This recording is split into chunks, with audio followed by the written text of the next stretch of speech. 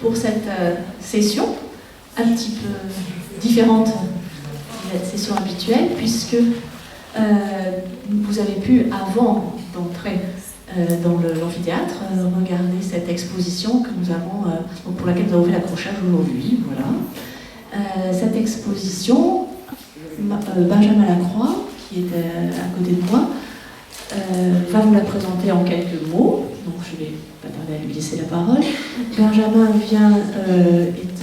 chercheur en fait à Montpellier, au CRBM. Il est venu ce matin pour faire une exposition scientifique. Vous l'avez peut-être déjà vu l'année dernière, c'était l'année dernière je crois. Hein. Vous l'avez peut-être déjà vu l'année dernière, il est venu nous présenter ses travaux. Et aujourd'hui, il nous a gentiment offert la possibilité de présenter cette exposition qu'il a reçue et exposée à Montpellier dans nos locaux. Donc vous pourrez la voir là, puis pour les deux conférences suivantes. Donc je passe tout de suite la parole à Benjamin. Merci. Merci, bonsoir à tous. Merci Anne-Marie de me donner cette opportunité-là de présenter donc cette exposition. Je suis chercheur biologiste et je fais partie d'une société qui s'appelle la SBCF, Société de biologie cellulaire de France. Une de nos missions est de faire le lien entre les scientifiques et le public et de aussi fédérer les scientifiques entre eux.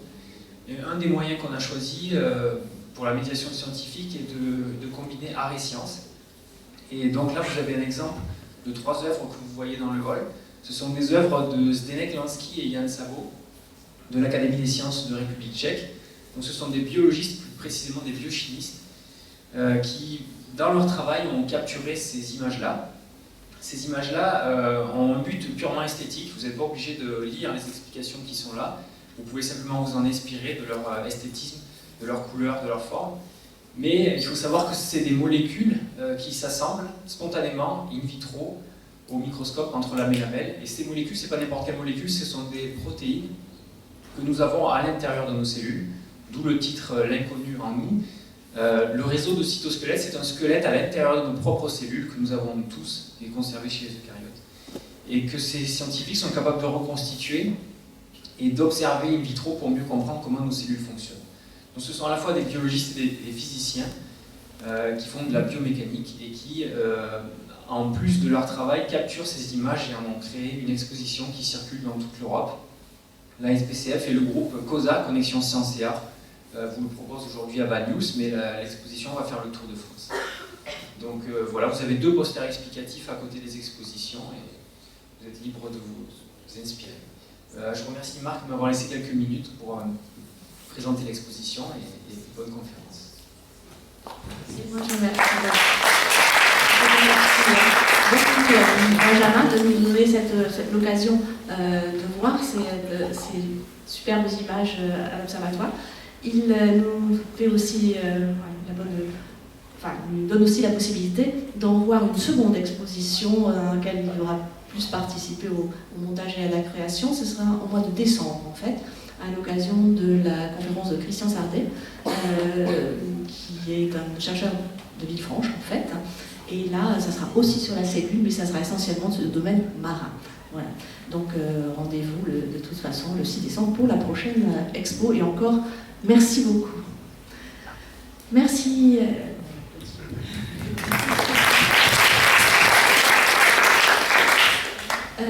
Merci Marc d'avoir accepté de faire aujourd'hui cette... Tu peux peut-être passer sur le tien.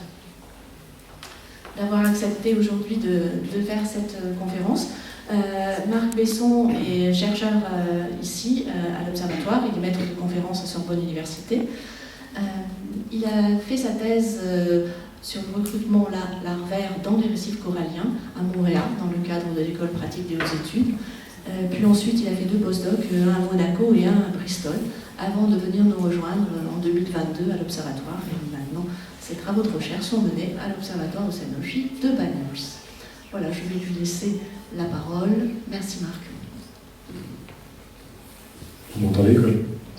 Merci, et bonsoir à toutes et à tous.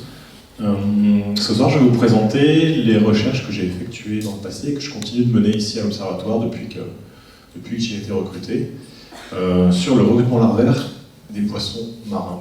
Donc vous allez voir beaucoup de résultats sur des poissons coralliens ce soir, et quelques résultats sur des poissons méditerranéens.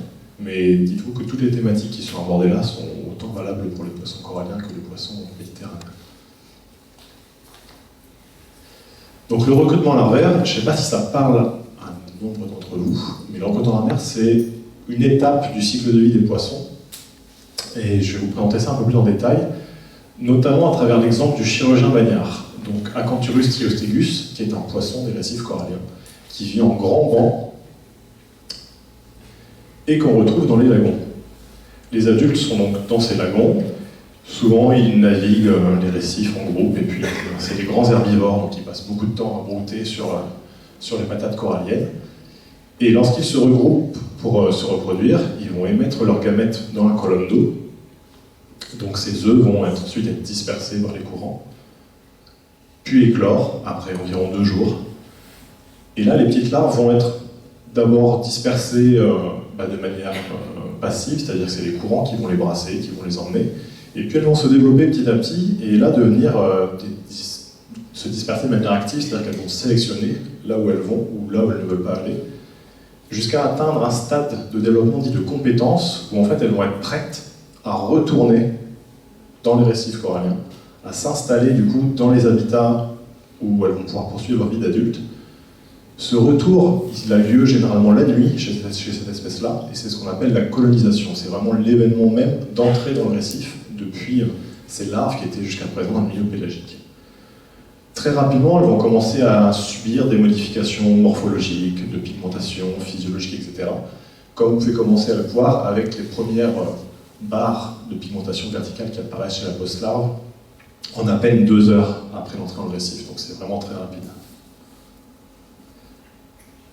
Ces post-larves vont s'installer, généralement dans les habitats côtiers, peu profonds, là où la prédation est plus basse, là où elles vont pouvoir se cacher, là où elles vont pouvoir trouver à manger, dans des zones qu'on appelle des zones de nourricerie, ou de nurserie, selon le terme que vous préférez employer.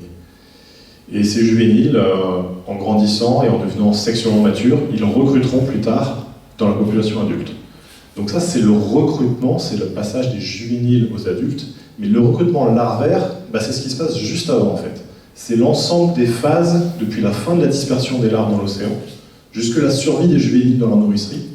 Donc ça englobe pas mal de choses finalement, et c'est un peu ça le recrutement larvaire.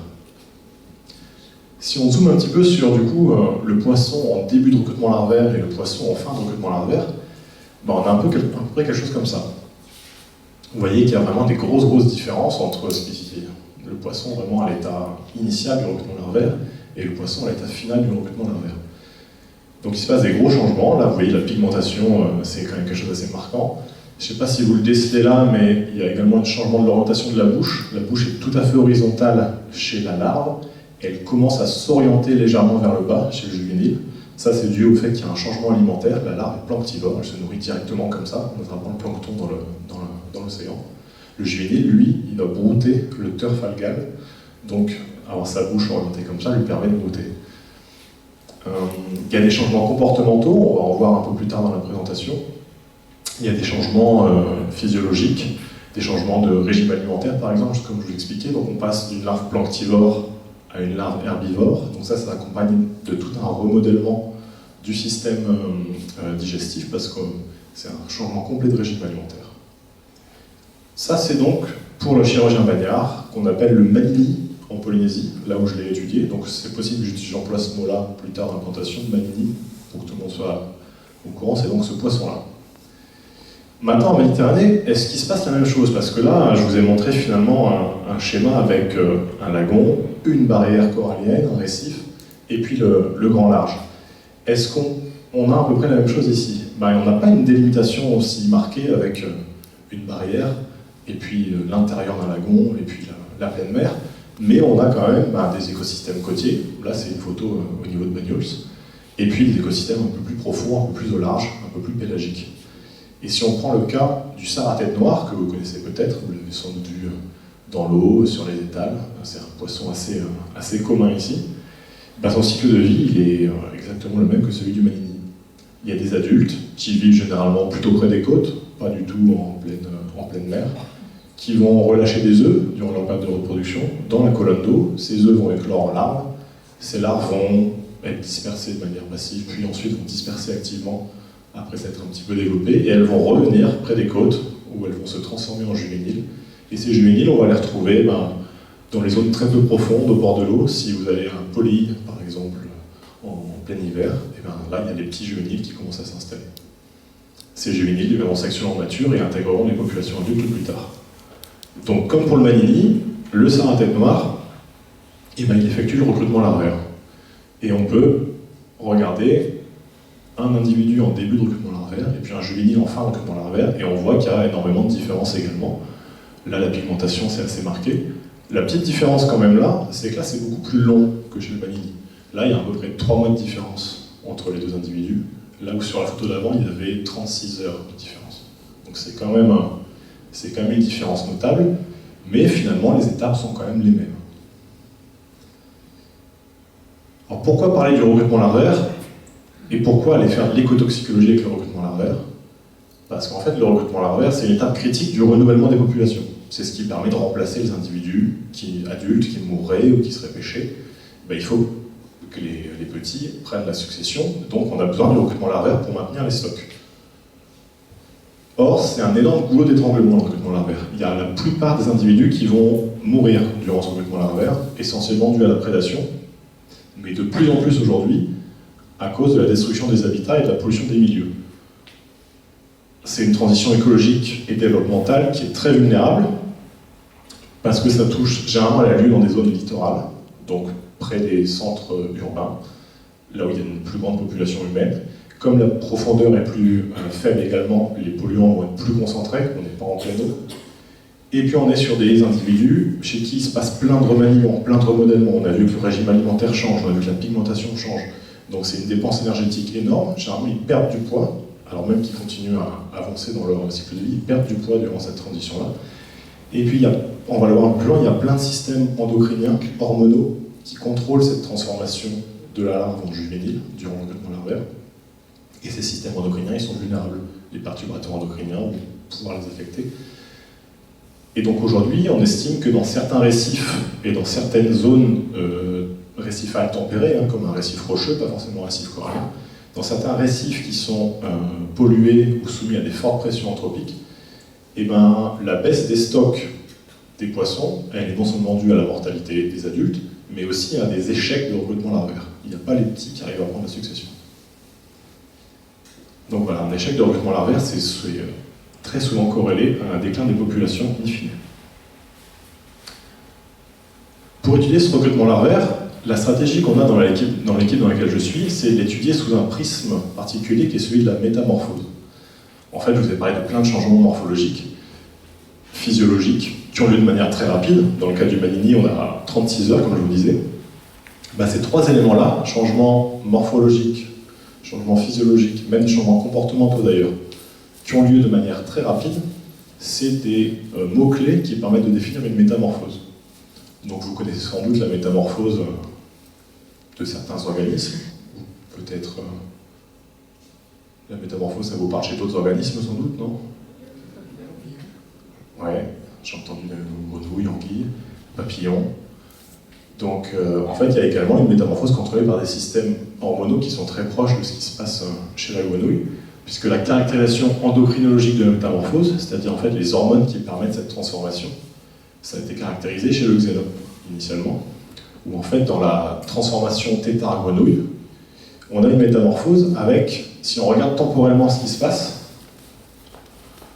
donc depuis les œufs jusqu'à la petite grenouille, au moment où le tétard commence à perdre certains organes comme sa queue, ses branchies, et à en développer d'autres comme les membres postérieurs, les membres antérieurs, et puis à développer des poumons, on observe un pic d'hormones thyroïdiennes. C'est-à-dire qu'en fait, si on mesure dans le sang la quantité d'hormones thyroïdiennes qu'on a chez le tétard, cette concentration, elle augmente et elle pique au moment où il y a le plus de changements morphologiques, physiologiques, comportementaux, etc.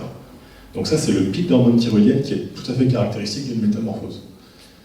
En haut, vous avez le petit schéma de ce qui se passe au niveau de l'intestin. L'intestin est complètement remodelé. On passe d'un tétard qui est herbivore à une grenouille qui est carnivore. C'est exactement l'inverse de ce qu'il y a chez le manini, le poisson dont je vous ai parlé tout à l'heure. Donc lui, de la même manière que Manini, mais dans le sens opposé, il doit remodeler ses intestins et son système digestif au moment de la métamorphose. Et ça, c'est permis notamment par les hormones thyroïdiennes. Alors chez les poissons maintenant, ça a été très bien décrit chez les poissons plats. Vous connaissez sans doute le cas de la sole. En fait, la larve, la larve elle est symétrique comme la plupart des poissons, et au moment de la métamorphose, elle a un de ses yeux qui migre sur une des faces, et ça donne ce poisson asymétrique avec les deux yeux du même côté. Ça a été très bien décrit du coup chez la sole, mais chez beaucoup d'espèces, notamment en aquaculture. Et là, c'est une petite coupe histologique que je vous présente, où en fait, je ne sais pas si vous voyez des zones un petit peu plus violettes, un peu plus indigo, un peu plus marquées, c'est les follicules thyroïdiens des poissons. Donc les poissons, ils n'ont pas une glande thyroïdienne comme nous, une glande bien marquée là qu'on a au niveau du goitre. Ils ont des follicules thyroïdiens qui sont à peu près dans la même zone, un peu en arrière des dents, également un peu en dessous là. Et ils ont plein de petits follicules, et ces follicules ils sont responsables de la synthèse d'hormones thyroïdiennes. Donc en réponse à des événements environnementaux, dans le cas de grenouilles par exemple, une mare qui s'assèche, c'est un stress environnemental, c'est un signal que la grenouille interprète, que le tétard interprète de certaine façon, qui fait qu'il va se métamorphoser en grenouille, parce que si l'eau baisse, il vaut mieux être une grenouille qu'un tétard, quand il n'y a plus d'eau. Donc l'évolution a façonné ça. Et chez les poissons, on a la même chose, on a des follicules thyroïdiens qui vont sécréter des hormones thyroïdiennes en réponse à certains stimuli environnementaux. Donc là, le but de ma présentation, c'est pas de parler de ces stimuli environnementaux qui déclenchent la métamorphose, mais plutôt de ce qui se passe durant la métamorphose, et surtout de vérifier chez les poissons que je vous ai présentés, qui effectuent un recrutement larvaire, est-ce qu'on a également ce pic d'hormones thyroïdiennes, est-ce qu'on a les hormones thyroïdiennes qui contrôlent bien toutes les petites transformations qu'on a commencé à voir. Donc pour pouvoir faire ça, la première chose, c'est de capturer des individus, des poissons, avant leur métamorphose, pour pouvoir ensuite les étudier et caractériser ce qui se passe. Une manière de faire ça au niveau des récifs coralliens, c'est d'installer un filet face aux vagues, donc face à l'océan, et les vagues viennent cracher, se déferler sur la barrière corallienne. Et la nuit, quand les petits Manini arrivent pour recoloniser, ils passent avec les vagues par-dessus le récif, et en fait, ils vont du coup être capturés par ce filet-là. Si on regarde le fil depuis l'autre côté, vous voyez, donc là, il y a l'océan au loin, là, on est dans le lagon, et là, on est sur la crête récifale. On peut installer ce filet-là, puis il y a un collecteur derrière. En fait, les poissons vont rentrer avec les vagues là-dedans, vont être piégés dans le collecteur. Et puis le matin, quand on vient collecter ce qu'il y a à l'intérieur, c'est comme au petit magasin d'aquarium, il y a des poissons de toutes les couleurs, de toutes les espèces. C'est tous les poissons qui sont rentrés dans la nuit pour venir coloniser le récif durant le recrutement larvaire. Ça, c'est pour les récifs coralliens. Vous voyez qu'un filet de crête, ça n'a pas forcément de sens en Méditerranée. On n'a pas vraiment une crête récifale bien marquée, avec des vagues qui viendraient déferler entre un environnement pélagique et puis un environnement lagonaire. Mais on peut tout à fait aller au niveau des récifs frangeants. Ça, c'est pas une photo de la Polynésie malgré les couleurs, c'est une photo d'ici. C'est juste à Poly. On peut aller sur les écosystèmes côtiers, là, juste sur la côte, au niveau des récifs rocheux, parcourir ces zones très peu profondes et puis chercher ces larves de poissons qui seraient arrivées durant la nuit. Donc quand on vient plusieurs jours d'affilée, on repère les groupes de poissons qui étaient déjà là la veille, ceux qui viennent d'arriver, etc. Et donc en venant le matin, on peut repérer ceux qu'on n'a pas vus la veille, c'est sans doute ceux qui sont arrivés durant la nuit. Donc c'est un peu moins bien timé, c'est plus difficile de savoir exactement quand ces poissons sont arrivés, comparé à un récif corallien où là on a une crête récifale bien marquée qui permet de savoir quand la larve rentre, mais on s'en sort quand même ici. Donc ça c'est de la capture manuelle. Avant c'était de la capture avec un filet planté, mais on peut également utiliser des light traps. Des light traps, c'est des pièges lumineux qui vont simplement la nuit émettre de la lumière. Et puis il y a tout un système de vitres ici qui fait que la larve de poisson, beaucoup des larves de poisson sont attirées par la lumière, pas toutes les espèces, mais une grande partie. Donc elles vont se diriger vers cette lumière. Et puis après, généralement, une fois qu'elles vont se sentir à l'aise, elles ont une tendance naturelle à redescendre dans la colonne d'eau, ou en tout cas, à la levée du jour, c'est quelque chose que toutes les larves de poisson font. Elles remontent généralement la nuit, et elles sont attirées par la lumière, puis quand le jour se lève, alors qu'elles sont toujours attirées, qu'elles sont là, elles vont redescendre naturellement dans un collecteur qu'on place en dessous de ce piège lumineux. Et donc c'est une autre manière de collecter des larves. Donc là, je vous ai mis une série développementale du Manini. Les individus qu'on peut collecter avec le filet de crête ou les trappes, généralement, c'est des individus comme ça, au jour 0, day 0. Donc c'est pour ça que vous avez le D0 là, vous pouvez retenir cette logique-là. D0, ça veut dire c'est l'entrée dans le récif. C'est l'arrivée depuis le milieu pélagique. Avant ça, ça c'est le larve océanique qu'on a capturé en plein océan, bien avant qu'elle décide de rentrer et de faire son recrutement larvaire. Et puis ça, c'est 2 jours après l'entrée dans le récif, 5 jours, 8 jours. Et donc vous voyez le développement du poisson. Puis là, on a clairement un juvénile, on a un poisson qui ressemble à un petit adulte déjà. Et donc pour caractériser l'endocrinologie de la métamorphose chez ces poissons-là durant leur recrutement larvaire, on va faire des prélèvements à ces différents stades, et puis on va mesurer leur taux d'hormone thyroïdienne pour essayer de voir si on retombe sur cette courbe avec ce pic d'hormone thyroïdienne au moment du climax. Donc là, quelque chose ici. C'est ce qu'on a fait notamment chez le Manini, on l'a fait également chez le poisson clown, on l'a fait chez plusieurs autres espèces. Et oui, de manière générale, c'est pas toujours aussi net que chez le tétard et le xénope. C'est normal, on travaille sur des poissons sauvages, on doit les capturer dans le milieu, donc il y a plus de variabilité, c'est plus difficile. Mais généralement, si vous regardez en bleu, là on a un pic d'hormone thyroïdienne, donc un climax de métamorphose, au moment où les poissons rentrent dans le récif, entre la phase océanique, pélagique, en pleine mer, et puis la phase côtière, littorale, au niveau des zones de nourricerie. Donc voilà, c'est le cas pour le Manini, c'est le cas pour le poisson clown, c'est également le cas pour un poisson baliste, un poisson papillon, un petit poisson demoiselle, le Chromis viridis, un apogon, et puis le platax, qui est un poisson qu'on retrouve notamment en Polynésie. Donc, il y a un système endocrinien avec un pic, quelque chose qui ressemble à ce qui se passe chez le xénope. Qui dit système endocrinien plutôt bien régulé au moment de la métamorphose et au moment du recrutement larvaire, dit qu'il y a un risque que ce système endocrinien puisse être perturbé par des stress extérieurs. Et donc on s'intéresse notamment dans l'équipe à quelles peuvent être les conséquences d'une perturbation endocrinienne des poissons lors du recrutement larvaire. Donc pour ça, le design, il est assez simple finalement. Si vous avez retenu un peu le schéma, on va prendre des poissons toujours au moment où ils rentrent dans les récifs, là, et puis ensuite on va les exposer à différentes conditions, et on va regarder si ça affecte ou non leur système endocrinien. On peut tester ça donc avec 4 conditions théoriques différentes. Par exemple, des températures différentes, si on veut étudier l'impact des canicules marines sur la métamorphose et sur le recrutement larvaire, mais avec des contaminants plus habituels, sur des pesticides par exemple, c'est ce qu'on a fait avec le chlorpyrifos. On peut également travailler sur d'autres perturbations environnementales, comme l'acidification des océans, donc en changeant le pH du milieu dans lequel les poissons vont effectuer leur métamorphose. Ou alors différentes pollutions métalliques, c'est le cas du cuivre, ça c'est quelque chose qu'on teste actuellement sur le Sahara tête noire notamment.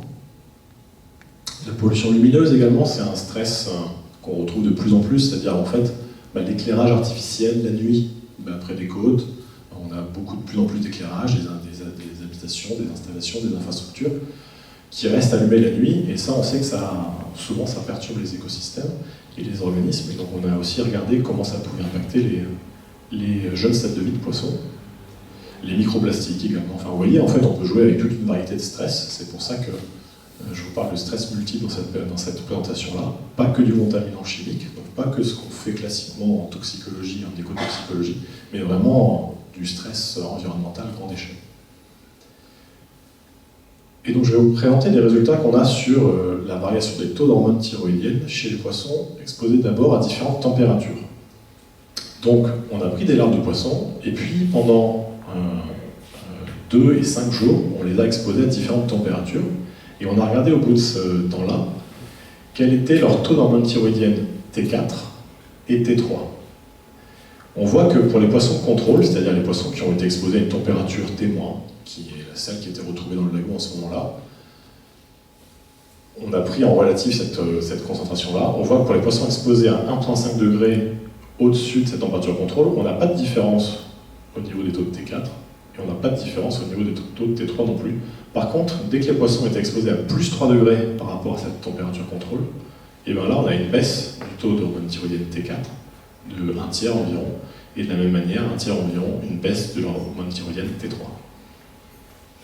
Pour des poissons exposés maintenant à un pesticide, le chlorpyrifos, à des concentrations constantes, depuis 0 jusqu'à 30 microgrammes par litre, On voit que sur T4, pour les 4 premières concentrations, on n'a pas de différence entre les taux d'hormones thyroïdiennes chez des poissons exposés soit à une condition contrôle sans chlorpyrifos, soit une condition avec le solvant dans lequel le chlorpyrifos est dilué, soit du chlorpyrifos à 1 et 5 microgrammes par litre. Par contre, quand on passe les 30 microgrammes, là on a une baisse du taux d'hormones thyroïdienne T4 et également de T3.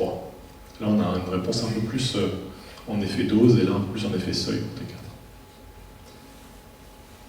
On a regardé également l'effet du pH, donc de l'acidification. Là c'est un peu plus fouillis, mais ce qui ressort c'est qu'il n'y a pas de différence notable. Il n'y a pas d'effet du pH notable sur les taux d'hormones thyroïdiennes T4 et T3 chez les malinies. Et enfin, au niveau de la pollution lumineuse, et ben là, il y a un petit effet très minime sur le taux d'hormones thyroïdienne T3 au jour 2 après son entrée en récif. On a une légère baisse chez les poissons qui sont exposés à la lumière, ici en gris clair, par rapport aux poissons contrôle qui ne sont pas exposés à cette lumière artificielle de la nuit. Donc ça, c'est des variations de taux d'hormones. C'est un peu ce qu'on peut faire classiquement en écotoxicologie. On va stresser un organisme et puis on va regarder ce que ça change sur un biomarqueur moléculaire précis. Maintenant, ça ne nous dit pas si ces stress, ils ont un impact sur l'écologie du poisson. Est-ce qu'en fait, cette petite variation du taux d'hormones thyroïdienne là, ou un petit peu plus avant, ces variations des taux d'hormones thyroïdienne T4 ici, ou T3 là, est-ce que ça a un impact sur la vie de l'organisme? Est-ce que ça impacte sa métamorphose? Est-ce que ça impacte son traitement larvaire? On voit que ça baisse son niveau d'hormones thyroïdienne, mais est-ce que ça impacte réellement sa métamorphose? Est-ce que finalement, c'est pas suffisant d'avoir un petit peu moins d'hormones thyroïdiennes? Et bien pour répondre à cette question-là, quels peuvent être les impacts de ces perturbations sur le recrutement larvaire? Il faut répondre à 3 questions en fait. Tout d'abord, il faudrait qu'on comprenne un petit peu mieux le rôle des hormones thyroïdiennes. Parce que là, je vous ai juste parlé d'un pic d'hormones thyroïdiennes, mais qu'est-ce qu'elles font exactement? Quelles sont les transformations qu'elles déclenchent? Comment est-ce qu'elles les régulent? Et puis, s'il y a une perturbation endocrinienne due à ces différents stress multiples auxquels les poissons sont exposés, est-ce que ça entraîne des défauts de métamorphose? Est-ce que c'est suffisant, ces baisses de taux d'hormones sont suffisantes pour entraîner des défauts? Et enfin, ces défauts de métamorphose, donc ces changements qui se dérouleraient pas de la bonne manière, est-ce que ça peut impacter le recrutement larvaire et l'écologie du poisson? Donc répondre à ces 3 questions-là, c'est une approche d'écotoxicologie intégrative en fait. C'est vraiment d'abord de la molécule, là c'est des hormones thyroïdiennes, voire l'expression de certains gènes de la métamorphose, on fait également ces analyses-là, jusqu'à l'écologie comportementale, on va regarder le comportement des poissons. En passant par l'histologie, on va regarder les organes des poissons, comment ils se développent, est-ce que ces organes sont fonctionnels, est-ce que les capacités des poissons sont bien acquises au moment de la métamorphose dans telle ou telle condition. Voir l'écosystème, parce qu'en fait je vous ai parlé du renouvellement des populations, c'est que s'il y a une perturbation endocrinienne qui vient impacter une étape de la métamorphose et que du coup le poisson ne se métamorphose pas correctement et que du coup il ne va pas effectuer son recrutement larvaire, ça a des conséquences au niveau de l'écosystème et on verra un petit exemple d'une mesure qu'on s'est amusé à faire. Donc attaquons ce premier axe, mieux comprendre le rôle des hormones thyroïdiennes dans le recrutement larvaire. Pour ça, on reprend nos poissons au jour 0, c'est-à-dire au moment où ils rentrent dans les récifs, ou dans le cas des sards, au moment où ils passent depuis le large jusqu'au milieu littoral. Donc on va collecter des poissons comme ça, avec un filet de crête, avec des filets manuels, avec des light traps. Vous prenez la méthode que vous préférez, celle qui est à votre disposition, et vous récupérez des poissons D0.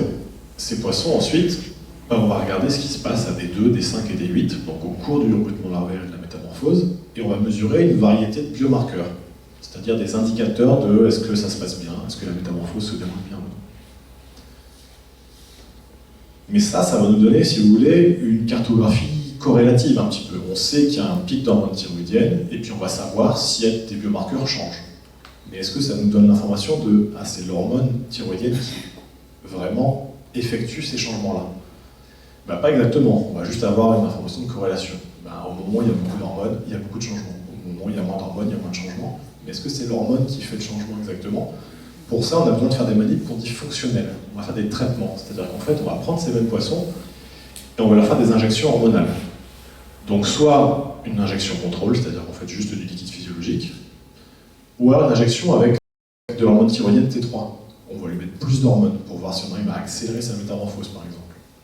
Ou alors on peut mettre un antagoniste de T3, c'est-à-dire une molécule qui va se fixer dans l'organisme au même endroit que T3, mais qui ne va pas induire toute la batterie, toute la cascade d'événements que T3 aurait déclenché. Ça, c'est le cas de NH3 que j'ai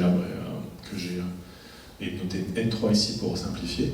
Mais du coup, retenez ce schéma-là. En gris, c'est votre contrôle. En bleu, c'est les poissons qu'on va essayer de booster, pour qui on va essayer de stimuler la voie des hormones thyroïdiennes. En vert, c'est les poissons pour qui auront moins d'hormones, pour lesquels on va réprimer la voie des hormones thyroïdiennes. Donc retenez ce petit code couleur, ça vous aidera pour la suite. Donc voilà, à partir des poissons au jour 0, on va faire différents traitements, contrôle, plus d'hormones, moins d'hormones. Et on va regarder au jour 2, au jour 5, au jour 8, ce qui se passe sur ces biomarqueurs du recrutement larvaire et de la métamorphose. Et le premier biomarqueur que je voulais vous présenter ce soir, c'est l'élongation de l'intestin.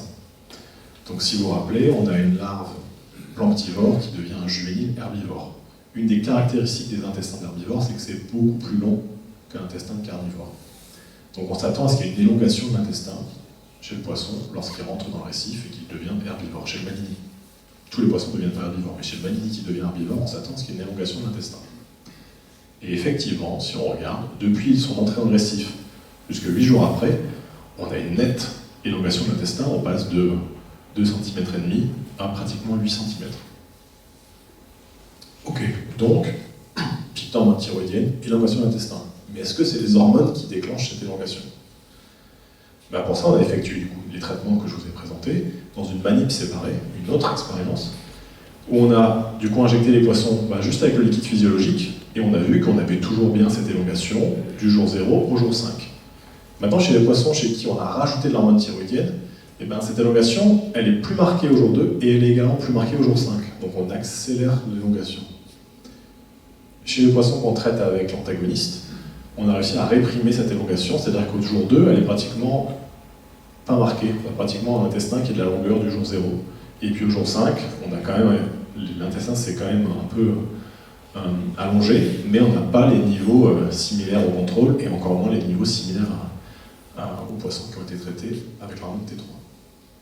Et maintenant, si on s'amuse à traiter avec les deux, c'est-à-dire qu'on va mettre à la fois plus d'hormones et à la fois le bloqueur d'hormones, et on retrouve sur les niveaux similaires du contrôle.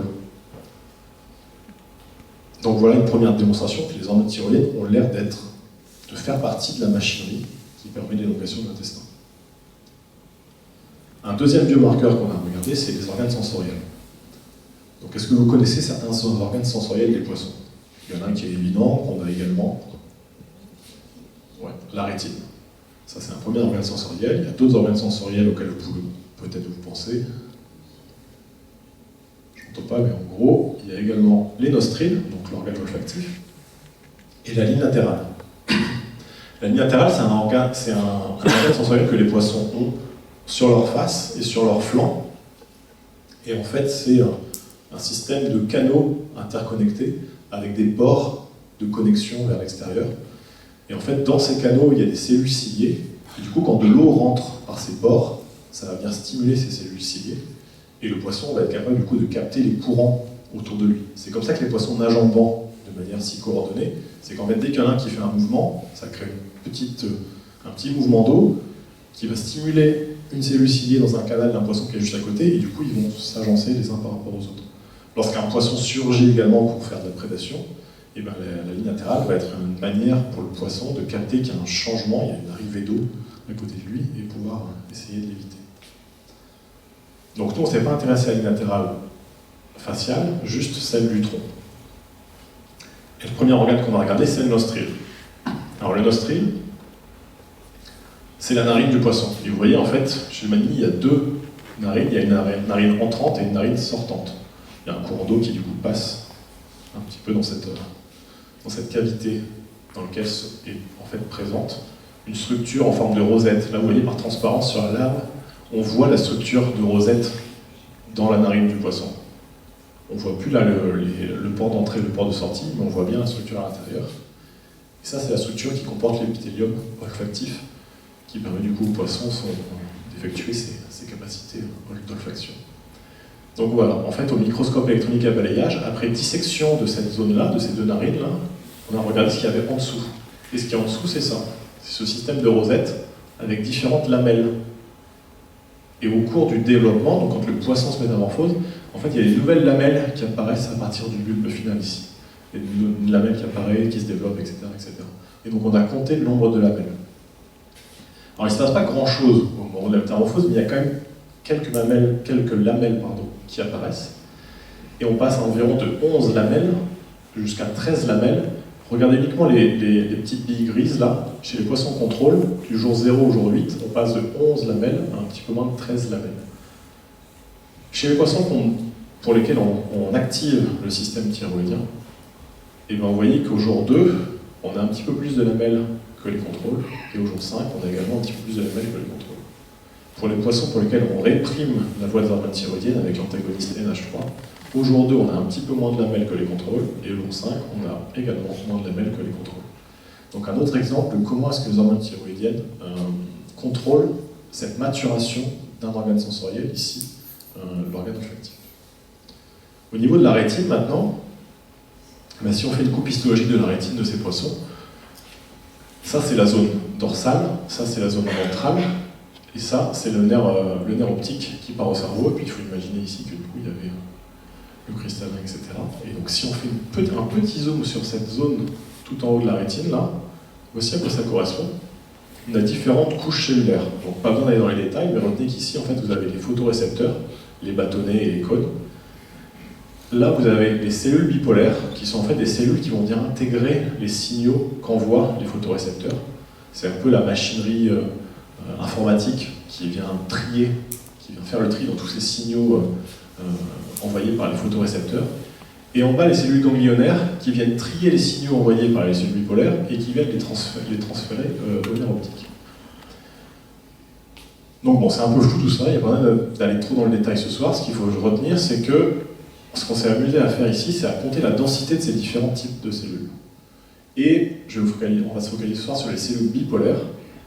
Et ce qu'on observe, c'est qu'au cours de la métamorphose du recrutement larvaire, la densité en cellules bipolaires, elle augmente chez les poissons.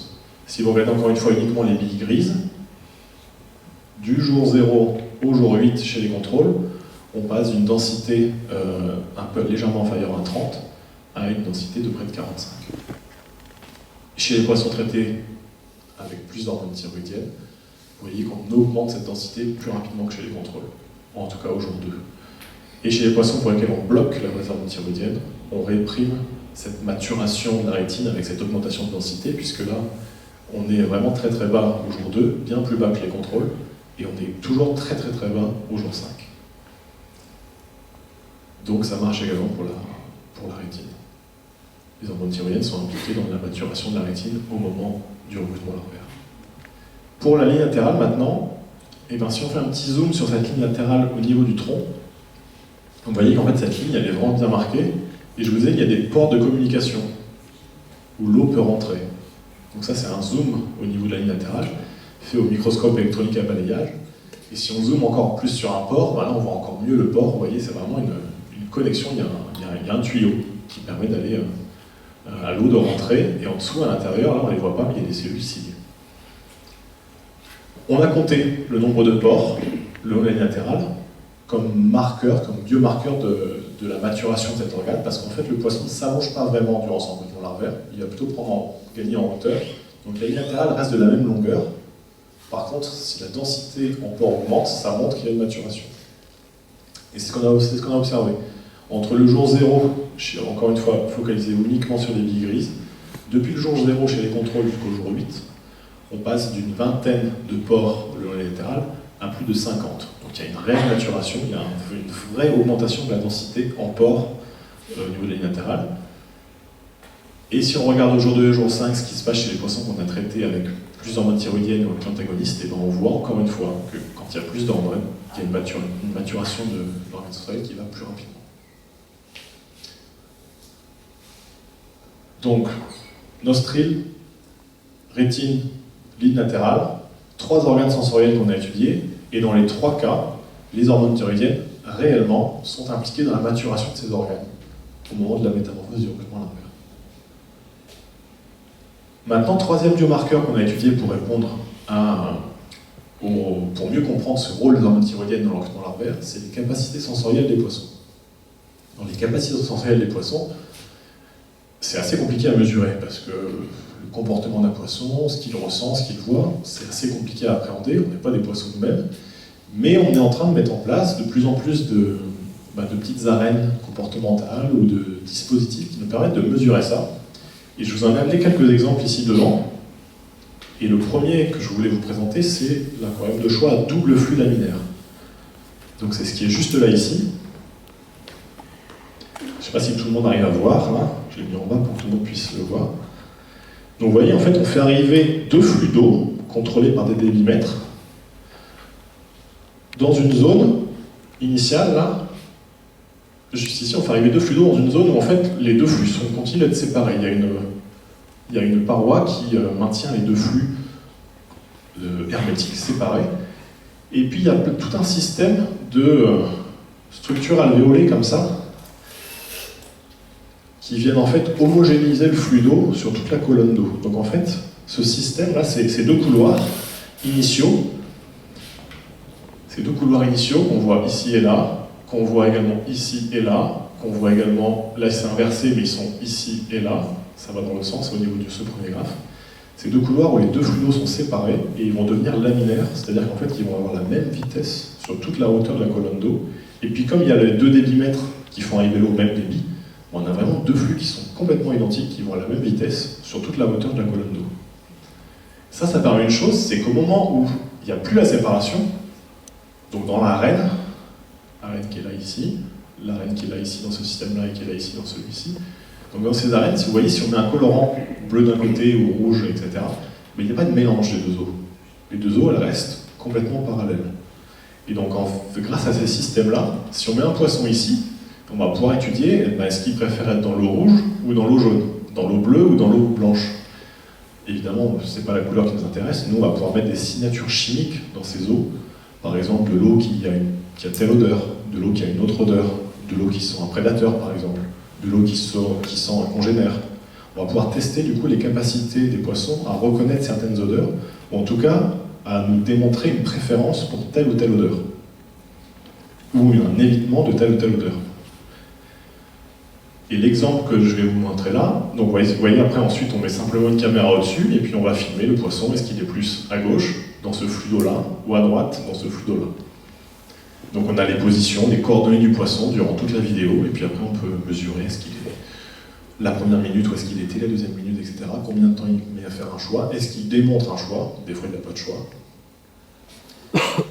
Et l'exemple que je vais vous montrer là, moi, c'est un poisson auquel on a présenté, enfin des poissons auxquels on a présenté de l'eau qui sentait rien, de l'eau contrôle, c'est-à-dire de l'eau classique, de l'eau filtrée qu'on avait dans la structure, ou alors de l'eau dans laquelle on a fait baigner pendant 2 heures avant un prédateur de ce poisson. Un poisson qu'on sait qui prédate le malini à son stade larvaire et juvénile.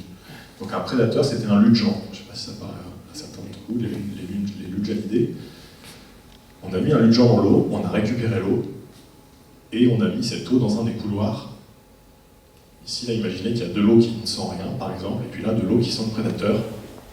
Et on a voulu vérifier où les petites larves de malini préféraient être. Et bien, en jour 0, au moment où elles viennent d'entrer dans le récif, et ben, vous voyez qu'elles passent finalement un petit peu plus de temps dans l'eau qui sent rien, l'eau contrôle, que l'eau qui sent le prédateur. Donc déjà, au jour 0, alors qu'elles viennent tout juste d'entrer dans le récif, elles ont quand même une préférence. Elles démontrent qu'elles passent plus de temps dans l'eau qui ne sent rien. Elles ont tendance à éviter un petit peu l'eau qui sent le prédateur. Au jour 2, maintenant, toujours chez les individus du contrôle, vous voyez que là, il y a une nette préférence pour l'eau qui ne sent rien. Elles évitent vraiment l'eau qui sent le prédateur. Chez les poissons qui ont été traités avec plus d'hormones thyroïdiennes, cette préférence elle est encore plus marquée. Ces poissons-là, ils évitent complètement l'eau qui sent le prédateur.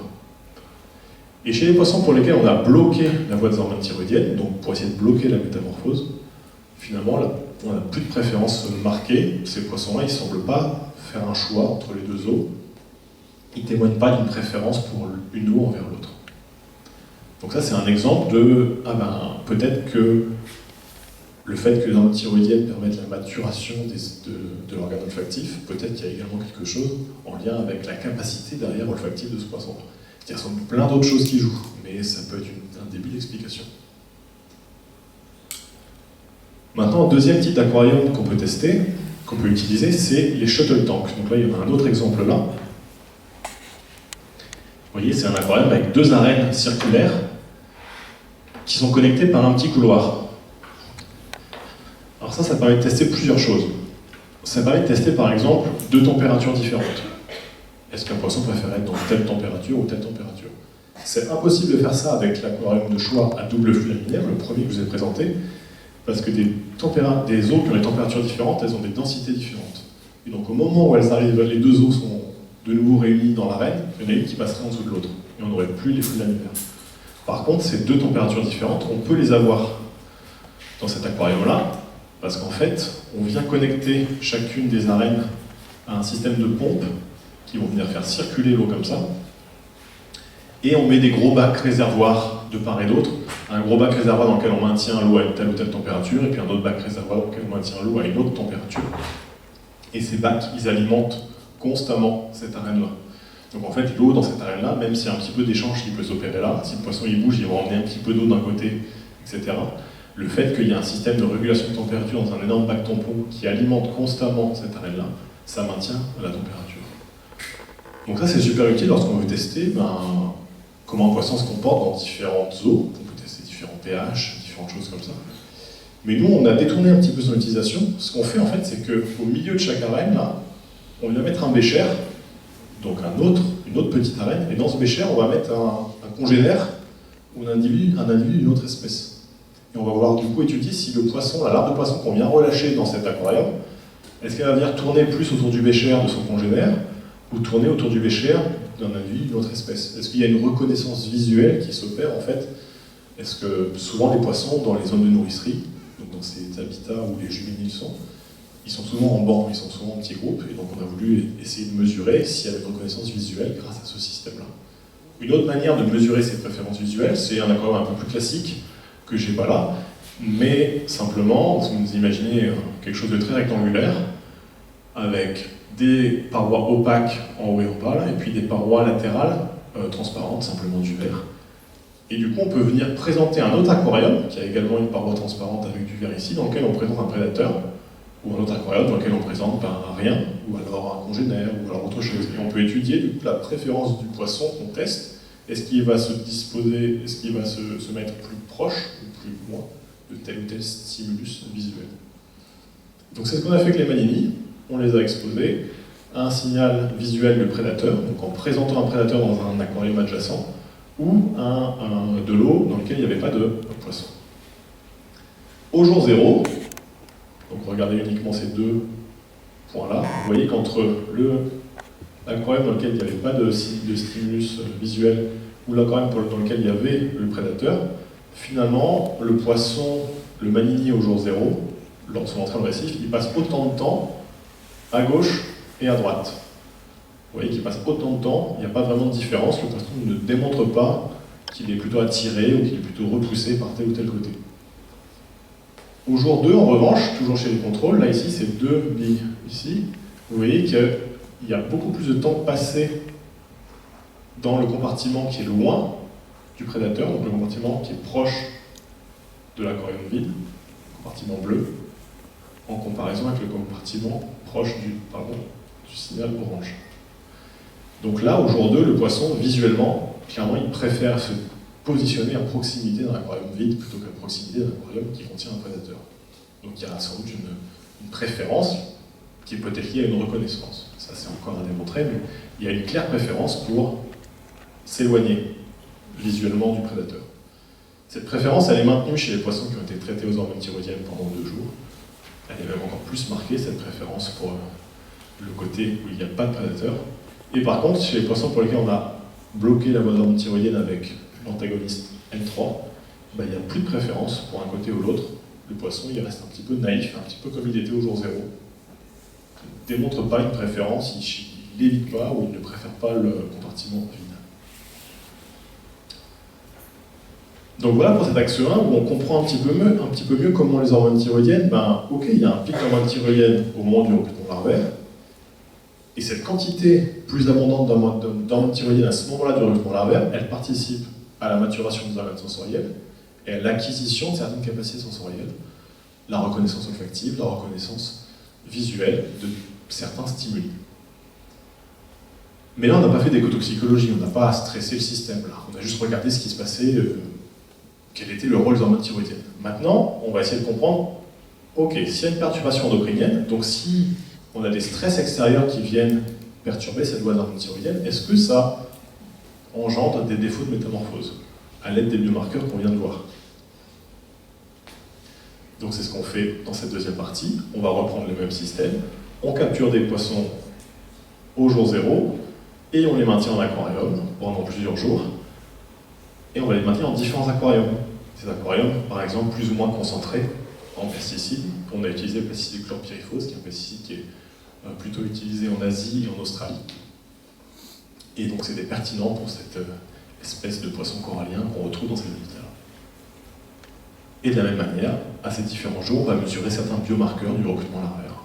C'est ce qu'on a fait avec l'élongation de l'intestin. Donc vous vous rappelez, l'intestin qui s'allonge au moment de la métamorphose. Est-ce que lorsque le poisson est exposé au chlorpyrifos, le chlorpyrifos, qui on l'a vu, baisse le taux d'hormone thyroïde chez le poisson, est-ce que ça impacte ou non l'élongation de l'intestin? Eh bien oui, plus il y a de chlorpyrifos, plus le poisson est exposé à des concentrations élevées de chlorpyrifos, moins son intestin s'allonge. Alors c'est minime, hein, l'effet il est vraiment mineur, et il faut vraiment avoir une concentration élevée. Donc c'est pas très flagrant, c'est pas un effet qui est très marqué, mais c'est quand même présent. Deuxième biomarqueur, vous vous rappelez, après l'élongation de l'intestin, on a regardé les organes sensoriels, et bien là, de la même manière. Alors vous pouvez ignorer tout ce qui se passe sur les parties gauches des graphes, c'est des expositions à différentes températures. On peut en discuter si ça vous intéresse, mais nous, ce qui nous intéresse vraiment, c'est là, c'est des expositions à différentes concentrations de chlorpyrifos. Si vous vous rappelez, ce petit logo, c'est pour les cellules bipolaires dans la rétine. On avait mesuré la densité de cellules dans la rétine. Et là, vous voyez que plus la concentration en chlorpyrifos augmente, moins les cellules bipolaires sont denses chez les poissons. Donc, quelque chose qui se passe normalement lors du recrutement larvaire, c'est l'augmentation de la densité de cellules bipolaires. Ben là, ça ne se passe pas si bien que ça chez les poissons qui sont exposés au chlorpyrifos. On a une baisse de cette densité, en tout cas pas une baisse, mais pas une augmentation aussi soutenue que chez les poissons qui ne sont pas exposés au chlorpyrifos. Au niveau de la ligne latérale, donc vous vous rappelez, on avait compté les pores qui permettent les connexions de la ligne latérale entre l'extérieur et le canal interne. Encore une fois, vous pouvez ignorer ce graphe à gauche qui est une expérience de température pour vous focaliser sur la partie droite du graphe avec les différentes concentrations en chlorpyrifos depuis là où il n'y a pas de chlorpyrifos jusqu'au plus concentré. Vous voyez que plus il y a de chlorpyrifos, moins il y a de pores sur la ligne latérale au niveau du tronc. Donc, encore une fois, le chlorpyrifos qui baisse le taux d'hormone thyroïdienne, mais qui également réprime la maturation de cet organe sensoriel. Enfin, pour le nostril, on va compter les lamelles, toujours, au niveau de cet organe olfactif. Mais là, il n'y a pas de message qui ressort vraiment, on n'a pas un effet très clair. Donc, vous voyez, c'est pas non plus quelque chose qui est toujours exact, il y a beaucoup de variabilité. Et puis, c'est finalement un organe qui mature assez peu au moment du recrutement larvaire. Je ne sais pas si vous vous rappelez, on passait de 11 à 13 lamelles, donc c'est pas quelque chose qui change beaucoup. Donc finalement, c'est pas si étonnant que ça qu'un perturbateur endocrinien au moment de la métamorphose n'affecte pas tant que ça ce signal-là. Il y a une tendance qui se dégage un petit peu, mais il n'y a rien qui ressort statistiquement. Enfin, le troisième biomarqueur, les capacités sensorielles. C'est-à-dire que c'est bien beau d'avoir un organe plus ou moins développé, un organe sensoriel plus ou moins bien développé, mais est-ce que ça impacte réellement la capacité de cet organe à effectuer telle ou telle action? Pour ça, une des choses qu'on avait regardé notamment, c'est que chez les poissons, on peut les mettre dans des aquariums où en fait, on leur présente une petite zone où ils peuvent soit se voir, un miroir, ou alors on peut leur présenter, comme je vous disais, un prédateur, on peut leur présenter un congénère, on peut leur présenter autre chose. Et en fait, les poissons, c'est pas comme nous, ils ont un œil de chaque côté, ils n'ont pas les deux yeux en face. Donc en fait, ils vont pouvoir utiliser plus ou moins tel ou tel œil pour analyser ce qu'ils sont en train de regarder. C'est comme ça qu'on a mis en évidence qu'il y avait de la latéralisation chez l'espèce auquel on s'intéressait. C'est-à-dire qu'en fait, ils vont, pour certains types de stimuli visuels, utiliser plus ou moins l'œil droit ou l'œil gauche. Et donc en fait, si vous regardez uniquement là, les graphes gris clairs, vous voyez que lorsqu'on présente au poisson un miroir ou un poisson de la même espèce ou un prédateur, habituellement, chez ces poissons-là, au moment du recrutement larvaire, ils utilisent préférentiellement l'œil droit. Donc en fait, il y a plus souvent l'œil droit qui est utilisé pour regarder ce stimulus visuel. Lorsqu'on expose des poissons au chlorpyrifos, et ça c'est des graphes gris foncés, vous voyez qu'on perd cette préférence, voire on l'inverse complètement dans le cas de la présentation d'un miroir. Donc voici un exemple de capacité sensorielle qui est affectée, voire même complètement réversée lors d'une exposition au chlorpyrifos. Donc voici comment des perturbations endocriniennes causées par des stress comme le chlorpyrifos, mais si vous avez également analysé les graphes de température en même temps que je vous les ai présentés, c'était également le cas. On a vu que ces deux stress-là, température et chlorpyrifos, ils venaient perturber la voie d'hormone thyroïdienne en baissant la quantité d'hormones libres dans le poisson, donc moins d'hormones disponibles au poisson pour faire sa métamorphose. Et bien ça engendre in fine des défauts de mise en place, de maturation de certains organes et d'acquisition de certaines capacités sensorielles. Mais in fine, c'est quoi la conséquence de tout ça? Ok, on voit que dans un aquarium comme ça, il va préférer être dans une eau qu'une autre. Est-ce que ça, vraiment, ça a du sens écologiquement? Est-ce que finalement, le poisson, une fois qu'il est dans l'eau, il est exposé à un pesticide pendant quelques jours, si maintenant il se retrouve face à un prédateur, qu'est-ce que ça fait vraiment? Le fait qu'il ait préféré dans telle ou telle eau, est-ce que ça a des conséquences écologiques? Ben ça, c'est ce qu'on a voulu essayer de voir, c'est maintenant, ok, la perturbation endocrinienne, elle engendre des défauts de métamorphose, mais est-ce que ces défauts de métamorphose, donc les défauts de maturation de tel ou tel organe, le défaut d'élongation de l'intestin, le défaut de reconnaissance du signal olfactif d'un prédateur ou du signal visuel d'un prédateur, est-ce que ça va entraîner un potentiel échec de recrutement larvaire? Est-ce que ça va affecter la survie du poisson, ou en tout cas son adaptation à tel ou tel environnement, et à ce nouvel environnement côtier? Et donc le premier biomarqueur qu'on a regardé pour répondre à cette troisième grande question, c'est la survie face à la prédation. Pour ça, on a recréé un petit mésocosme d'environ 1 mètre cube, dans une zone où ont été observés des luts-de-gens et des petits mammifères, et on a recréé du coup un écosystème à l'intérieur, avec tout un habitat. Et ce qu'on a fait, c'est qu'on a relâché à l'intérieur de ce mésocosme des poissons qui se sont métamorphosés dans différentes conditions. Des poissons contrôle, des poissons exposés à telle ou telle concentration en pesticides, ou dans le cas des injections hormonales pour tester l'effet des hormones thyroïdiennes du répresseur, des poissons qui ont été boostés avec plus d'hormones T3, des poissons qui ont été réprimés avec l'antagoniste N3. Et on a regardé, au bout de X heures, au bout d'un certain temps, combien il restait de survivants, c'est-à-dire en fait, est-ce que certains individus, en fonction du stress qu'ils avaient expérimenté au préalable, étaient plus ou moins prédatés par les luts-de-gens. Et ce qu'on a observé, c'est que du coup, pour les poissons qui étaient soit contrôle, soit pour lesquels on avait injecté plus d'hormones thyroïdiennes, ou pour lesquels on avait réprimé les hormones thyroïdiennes, on voit qu'au niveau du nombre de survivants, eh ben, les poissons qui sont injectés avec plus d'hormones thyroïdiennes, ils survivent plus que les poissons contrôle, que les poissons témoins. Et les poissons pour lesquels on a bloqué la base d'hormones thyroïdiennes, ils survivent moins. Donc clairement, il se passe quelque chose. Ce signal hormonal thyroïdien, il est vraiment important pour la maturation des organes sensoriels, pour l'acquisition des capacités sensorielles, mais même in fine pour la survie du poisson lorsqu'il est face à un prédateur. Et enfin, chez les poissons qu'on a exposés à un pesticide, par exemple, donc encore une fois, regardez que la partie droite, la partie gauche c'est pour une expérience de température. Si vous regardez que la partie droite, entre un poisson qui a été exposé à 0 chlorpyrifos, c'est-à-dire une concentration de 0, ou un poisson qui a été exposé durant sa métamorphose à 30 microgrammes par litre de chlorpyrifos, on voit qu'il y a une réelle baisse de survie chez les poissons qui sont exposés au chlorpyrifos. Le chlorpyrifos, c'est un pesticide organophosphaté qui a vraiment des gros effets sur la neurotransmission, donc il n'y a pas que sur la base d'hormones thyroïdiennes, donc c'est assez logique que ces poissons exposés à ce pesticide survivent moins. C'est des poissons qui nagent clairement moins bien. Mais en plus de ça, on a vu que c'est des poissons qui potentiellement voient moins bien, sentent moins bien, etc. Et qui ont un intestin plus court. Et ce qu'on a voulu faire, c'est qu'on a voulu faire, ok, donc le poisson exposé au chlorpyrifos, il survit moins. Peut-être parce qu'il a moins d'hormones, comme on a vu, le chlorpyrifos baisse son taux d'hormones. Si maintenant on injecte ce poisson exposé au chlorpyrifos avec des hormones thyroïdiennes, est-ce qu'on arrive à rattraper sa survie? Est-ce qu'on arrive à compenser sa survie? Et donc c'est cette troisième petite boule ici, avec un entouré en bleu, un poisson qui a été exposé au chlorpyrifos à la même concentration qu'ici, hein, donc ce groupe qui a vraiment très peu survécu, ben là on lui a rajouté des hormones thyroïdiennes pour voir si on pouvait rattraper sa survie, et on voit qu'on arrive à compenser un petit peu. On ne revient pas au même niveau que les contrôles, Parce que comme je vous l'ai dit, le campylifos, ça affecte plein de choses, pas que la base thyroïdienne, mais on voit qu'on arrive à rattraper un petit peu quand même sa survie. Ce qui démontre une fois de plus que l'effet négatif du chlorpyrifos sur ces jeunes stades de vie de poisson, il passe en partie par une perturbation de la voie des hormones thyroïdiennes. Le deuxième biomarqueur qu'on a regardé au niveau de cet échec de recrutement larvaire, c'est la capacité d'herbivorie. Comme je l'ai dit, ces poissons, ils deviennent herbivores. C'est des grands brouteurs du récif, et je ne sais pas si vous vous rappelez la photo initiale, c'est des poissons qui vivent en banc de plusieurs milliers d'individus. Et quand un banc passe au niveau d'un récif corallien et commence à venir brouter avec un peu d'algues,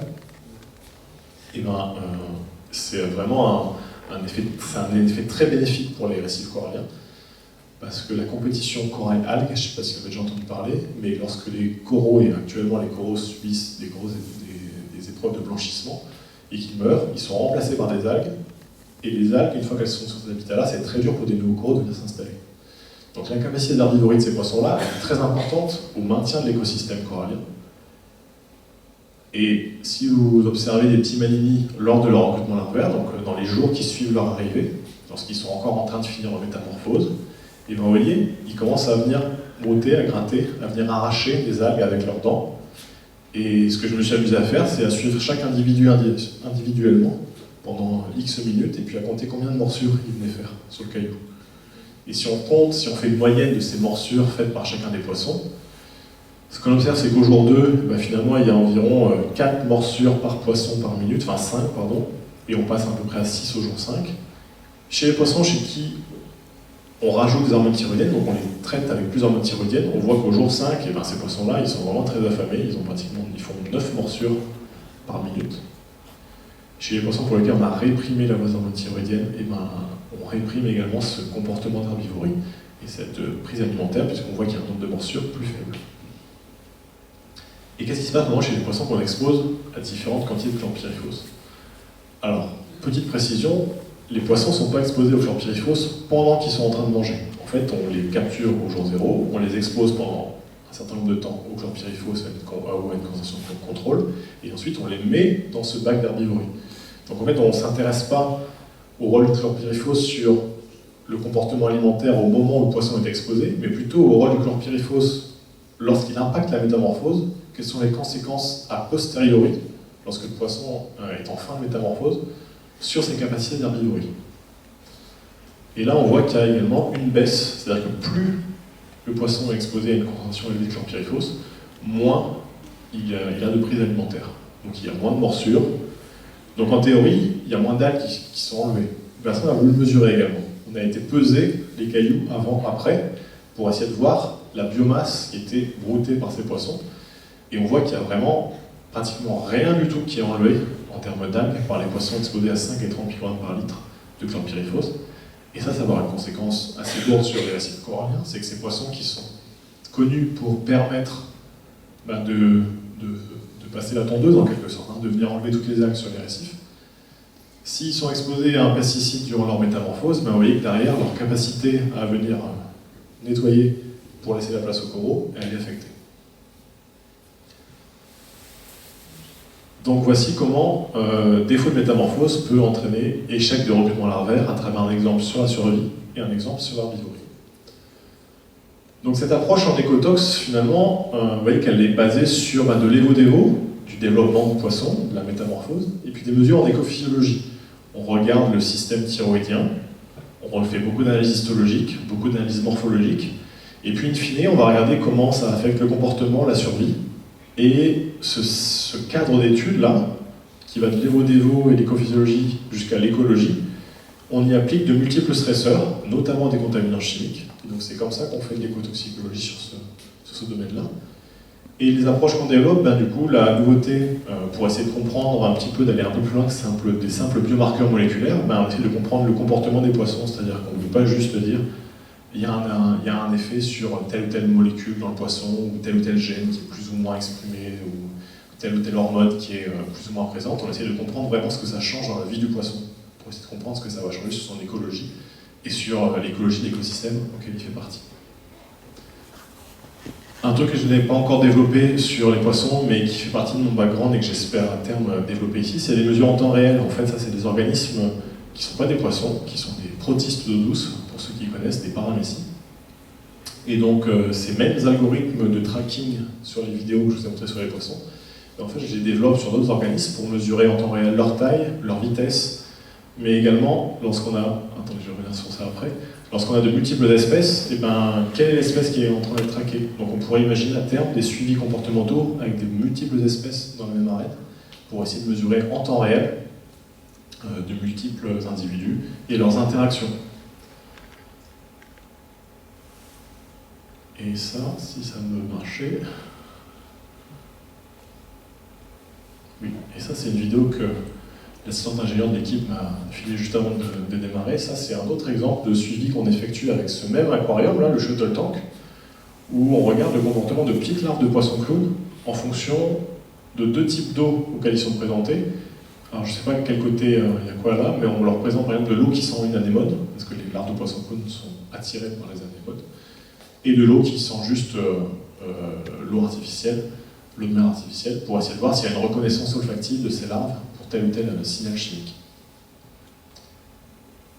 Et enfin, ces méthodes automatisées et standardisées de mesure de comportement, elles ne sont pas applicables que pour des comportements de poissons. On peut en fait tout à fait analyser les images grâce à ça. Et je ne sais pas si vous vous rappelez les photos où vous voyez la larve et le juvénile en face à face, la différence majeure qu'il y a au niveau de ces poissons, ce qui vraiment saute aux yeux, c'est la différence de pigmentation. Vraiment, la larve est généralement transparente, le juvénile est lui tout à fait pigmenté parce que chacun de ces individus est adapté à l'environnement dans lequel il se trouve. Et en fait, la mesure de pigmentation, c'est quelque chose qui est habituellement fait de manière assez qualitative, on va dire apparition de la bande, disparition de la bande, présence d'une tache, absence de présence d'une tache, etc. Et nous, ce qu'on s'amuse à faire, c'est à le quantifier, à venir mettre de la donnée quantitative là-dessus, grâce à, encore une fois, des algorithmes d'analyse d'image, où en fait, on va voir, par exemple ici, c'est cette tache noire au niveau du pédoncule caudal, c'est quelque chose de très caractéristique des sards à tête noire. Donc le Dipodus vulgaris qu'on a ici dans nos os, ce qui se passe vraiment au moment où il arrive au niveau de nos côtes, donc quand la larve vient faire son recrutement larvaire, c'est qu'il y a une tache noire qui se développe au niveau du pédoncule et qui va rester durant toute la vie du poisson. On voit bien le sard à tête noire avec, d'accord, il a sa bande au niveau de la tête, c'est pour ça qu'il s'appelle sard à tête noire, mais il a également cette tache noire au niveau de son pédoncule, et cette tache noire, elle se met en place au moment de la métamorphose du poisson. Donc on vient compter de manière automatisée le nombre de petits pigments, le nombre de taches pigmentées noires au niveau de cette queue. Ça c'est un zoom là-dessus, vous voyez, on a vraiment chacune des zones qui est identifiée. Ça nous permet après de faire des analyses statistiques sur par exemple l'évolution du nombre de taches en fonction de la saison, donc en fonction du recrutement larvaire, on voit que ça augmente de manière très très exponentielle. Ou alors la surface totale de pigmentation par rapport à la surface du pédoncule. Et enfin, la surface de la tache maximale par rapport à toutes les tâches. Donc voilà, ça c'est l'équipe dans laquelle je me trouve, l'équipe qui est dirigée par Laurence Bessot ici, que vous connaissez peut-être, parce que je pense que ça fait un moment qu'elle est là, donc vous avez sans doute vu des présentations de Laurence. Et donc je remercie toutes les personnes qui travaillent avec moi sur ces thématiques-là, qui font partie de l'observatoire, de notre équipe notamment, avec toutes les étudiantes qu'on a eues ces dernières années, le service d'aquariologie, qui nous permet de mettre en place toutes les expériences que je vous ai présentées là, et puis les collaborateurs avec qui j'ai pu travailler dans le passé pour représenter notamment les résultats sur le Malini, sur le poisson corallien, parce que ça c'est des recherches du passé. Les recherches actuelles, c'est sur le sard à tête noire, et peut-être à un de ces jours pour plus de résultats sur le sard à tête noire et moins sur le Malini. Merci de votre attention.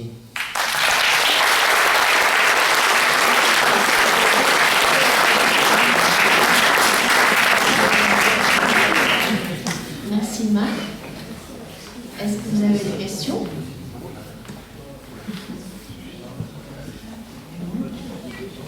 On est perdu dans les petits bacs, savoir si on va choisir la question ou pas.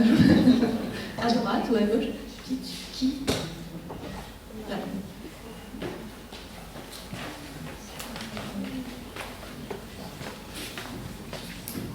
Vous avez dit souvent que vous vous amusiez, ce qui est très intéressant.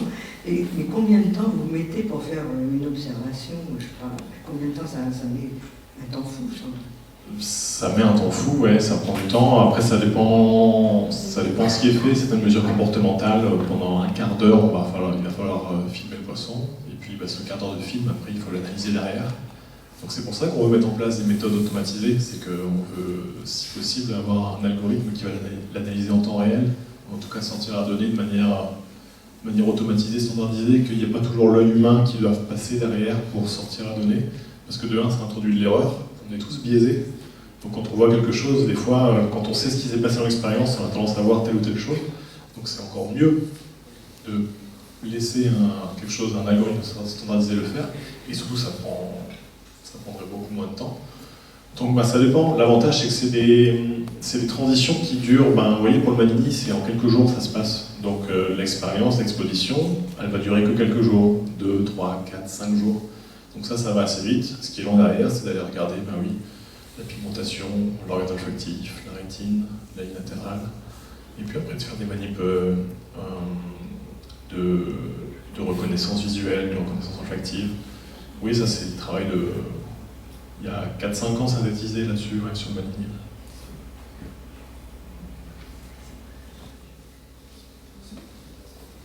Tu as parlé des exemples d'effets du chlorpyrifos, en fait. Donc, qui est adapté, disons, aux essais que tu as fait sur les poissons du récif corallien. Et quel autre type de perturbateurs as-tu étudié en particulier sur des... Là, actuellement, on essaie d'évaluer le cuivre. C'est ça. En fait, dans le cadre de l'installation du nouveau quai à Port-Vent, il y a des mesures qui ont été faites dans l'eau sur les différents métaux qui étaient retrouvés. Et finalement, il n'y a pas grand-chose qui est retrouvé, alors tant mieux.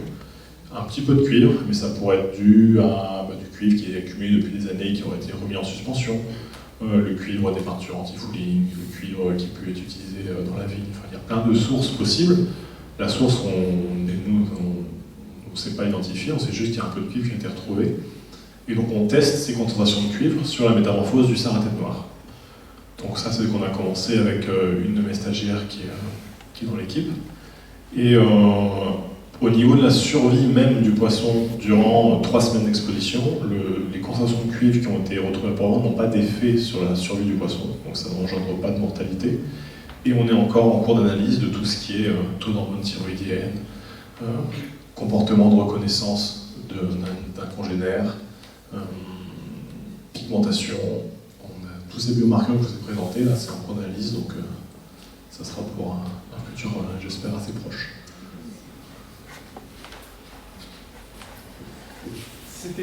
C'était passionnant, merci.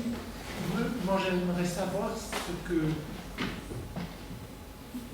Merci, c'était passionnant.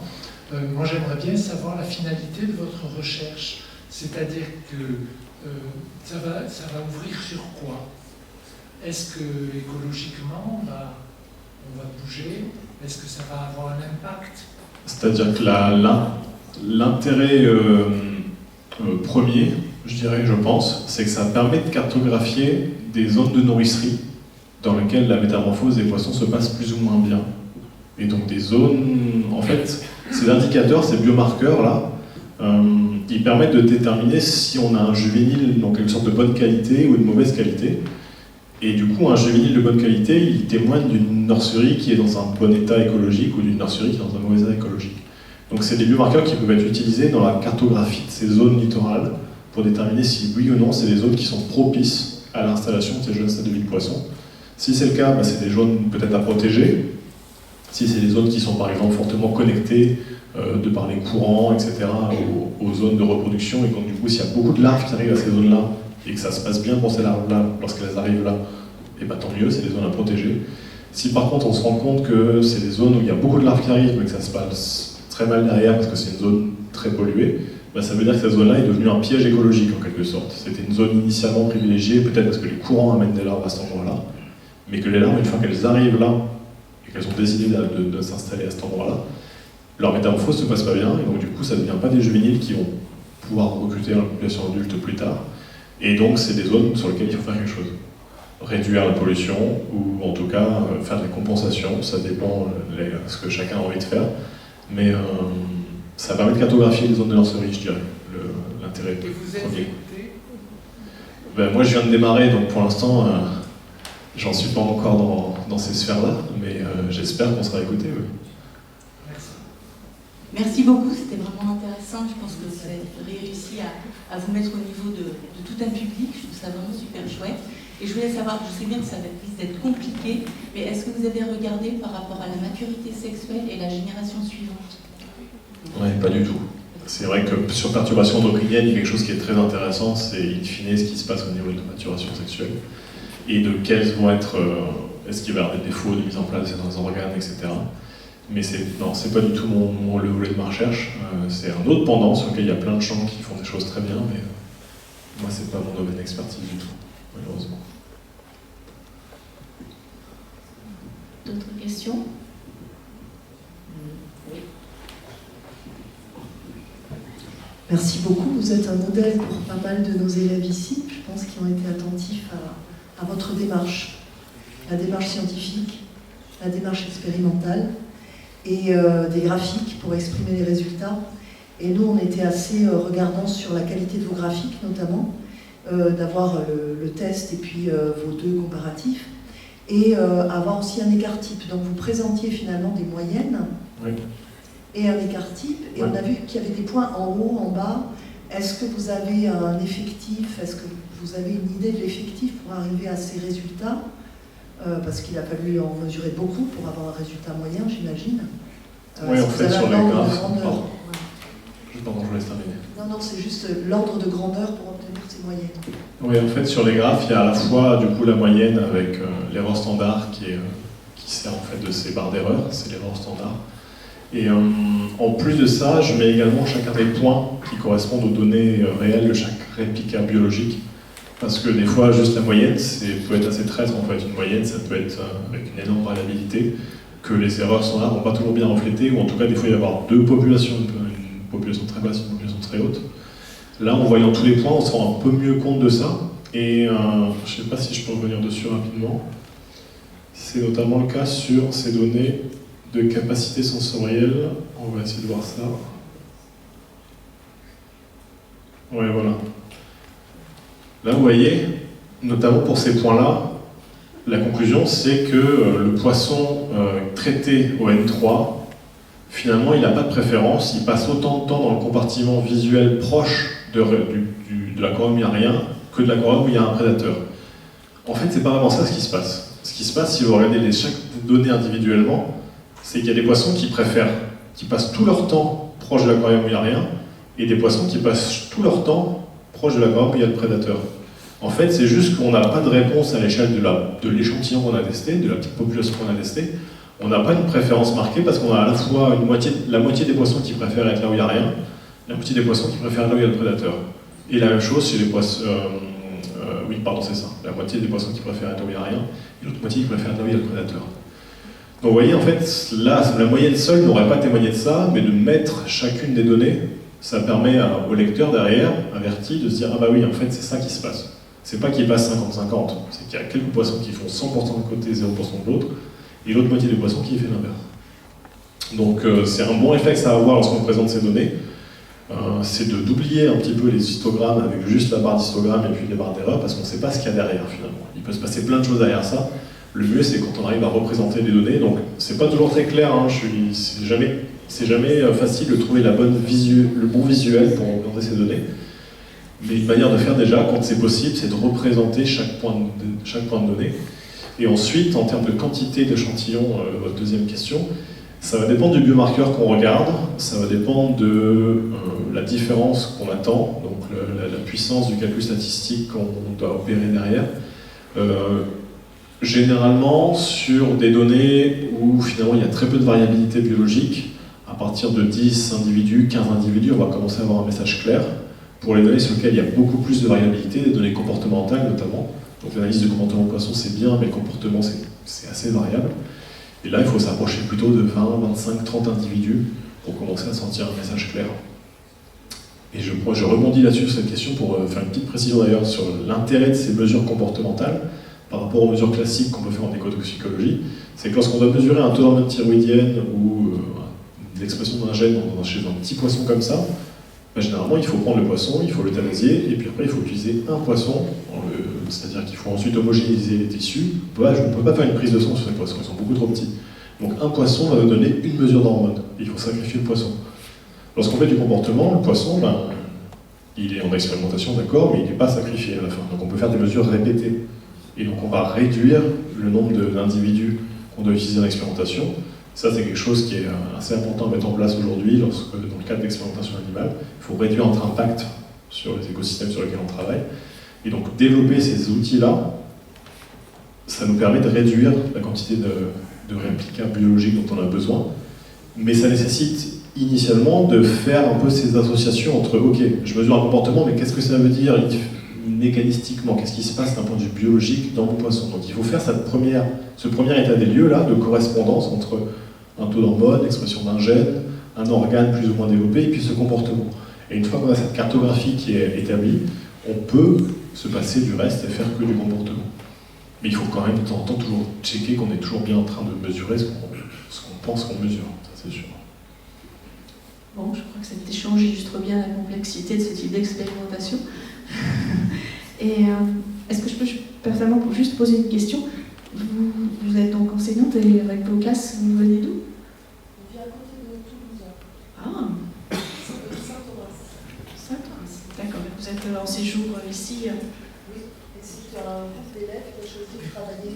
C'est un groupe d'élèves qui a choisi de travailler sur les océans et la problématique des océans. Et on était ravis de pouvoir assister. C'était une opportunité énorme d'assister à votre conférence. Donc, merci beaucoup. Avec plaisir. Nous sommes ravis de vous accueillir. Bon. Merci à tous. Nous allons arrêter là. Donc, je vous remercie beaucoup, Marc. Merci beaucoup.